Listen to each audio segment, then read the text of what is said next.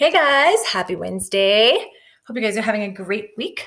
We're going to continue our lesson on resiliency. I can't wait to keep seeing your resilient posters. Send those to me. One of you did on like a really big poster, which was super cool. But send me your pictures. Remember your resilience as you keep going. And I can't wait to see those. Today, we're going to start talking more about resiliency and really kind of like what it looks like at home in our new learning environment right now.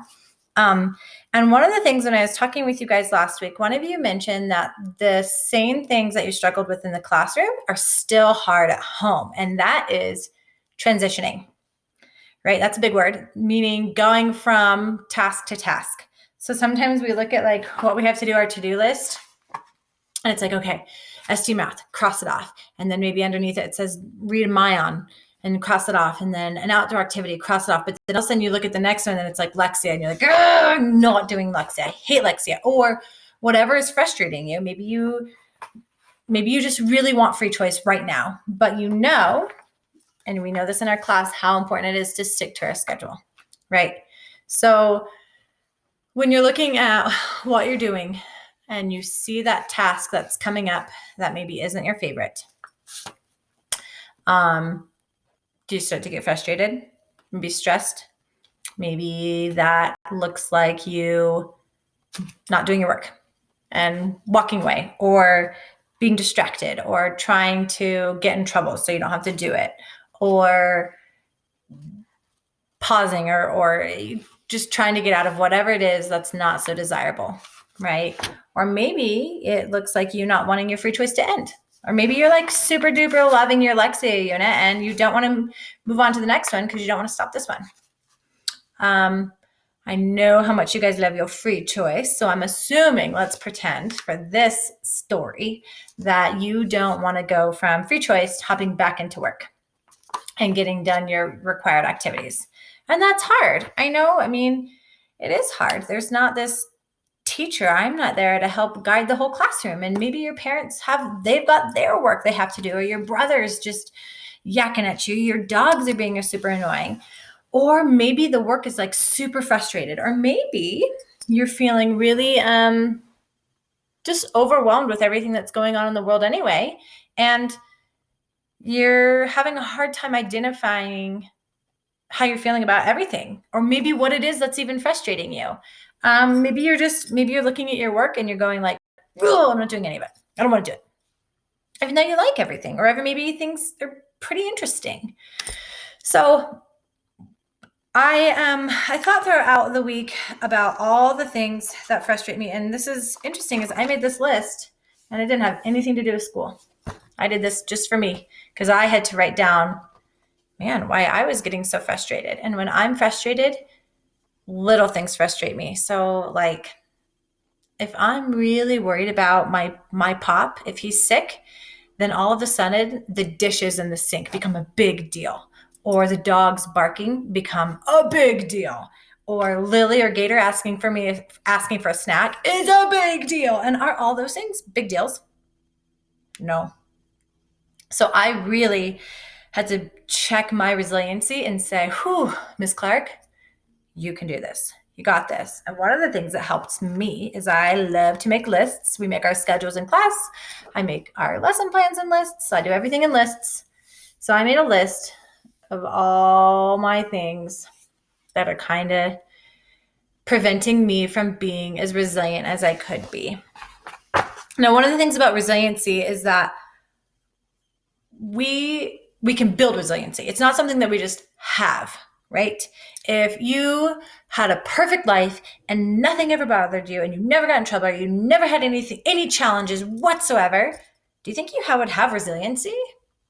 No, probably not. Because if something hard happened, you wouldn't know how to deal with it. You would just freeze, or maybe you would hit or punch. So resiliency comes from doing hard things. And what do I always tell you guys? You can do hard things, right? So building that resiliency is what makes us stronger. It makes us more alert. It makes us more capable. Makes our brains, our our bodies respond better. And when we have those appropriate skills on how to build that sense of resiliency, we don't feel out of control. We don't feel chaotic. We don't feel stressed. We can feel in control, even though the things are still hard. I'm not saying things aren't going to be hard, but we are going to build our resiliency so that they become manageable and that they help us. So one of the things that I want you guys to do this week, this is Wednesday's activity. Make your list. Okay. Write down all the things that are stressing you out. And now what I realized is when I did my resiliency poster, right, a lot of my colors in there that represented things that were bothering me helped me create my list. So I went through, I'm like, wow, okay, so this is myself.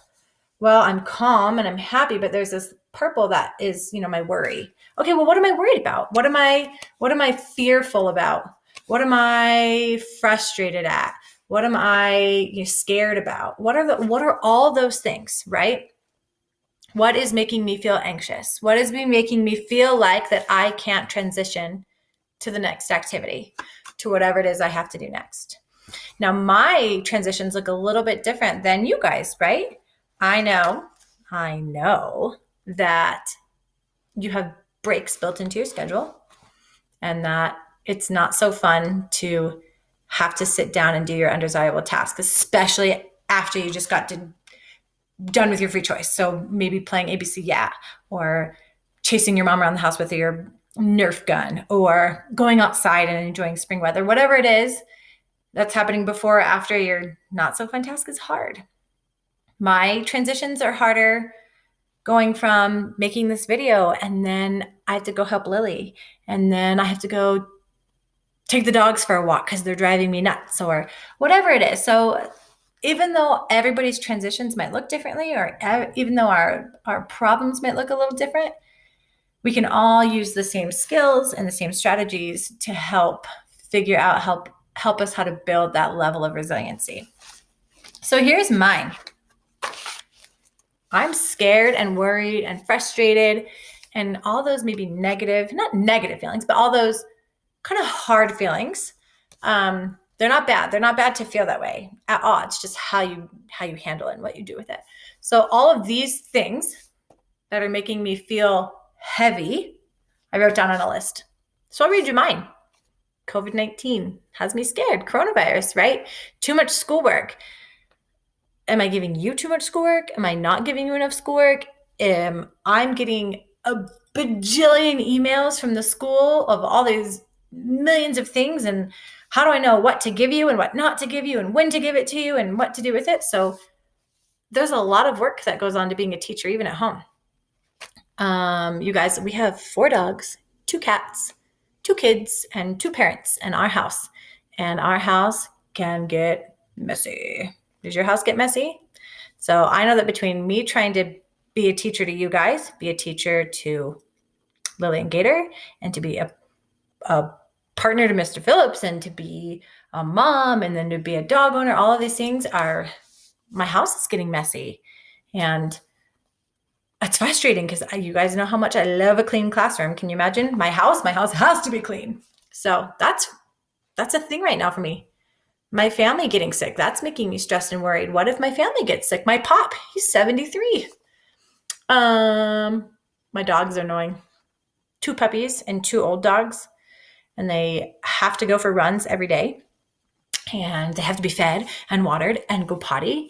And sometimes they just want to play, right? They're requiring attention. And I get distracted by my family. You guys have seen, how many videos have you guys seen where Gator and Lily come in and they distract me while I'm trying to work?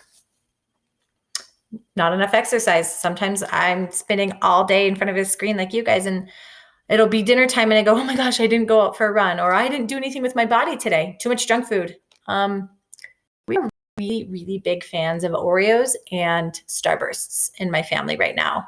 So I find myself eating way too many. I'm missing my family and friends. I miss you guys. Like, I really, really miss you guys. And I miss my friends. Did you guys know Miss Lutzelter? She lives like a half a mile down the road from me, and I can't see her. right? And I'm sure you guys are missing your family and friends. Bad weather. What if, like, there was a time this weekend when I was ready to go outside and go play and go have fun, and guess what? Raining. And I know I could put on rain clothes, but it just put me in a bad mood. And not enough playtime and being a good teacher. These are all my worries. Am I being a good teacher? I hope so. But those are my worries and my stresses. I want you guys to write down your list and come up with all the things that are bothering you. And they can be big things or they can be little things. But I want you to write down all the things that are bothering you right now. So that's part one. So I want you to go write your lists, talk it over with your family. Maybe they can help you identify things that you think are bothering you. And do our lists have anything in common? Or maybe you have some other things that are really bothering you that you didn't even think about. So write down your lists, and then once that's done, then you can watch part 2.